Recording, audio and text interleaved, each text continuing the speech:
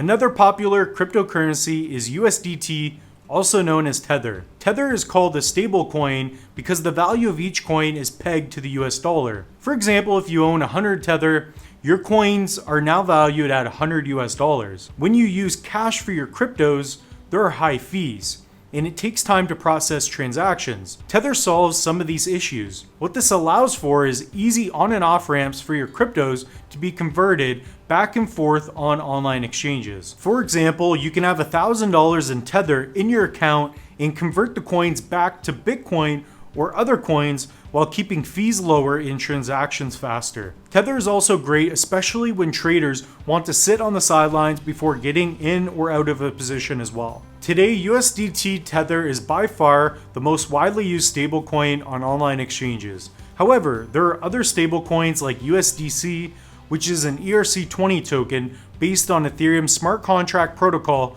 that is used a lot as well. In the future, I believe that there will be many stablecoins on the market that are tied to countries and other businesses. Stablecoins create a more efficient and faster way to send and receive payments on the blockchain that also offer the ability to do more down the road with their smart contracts.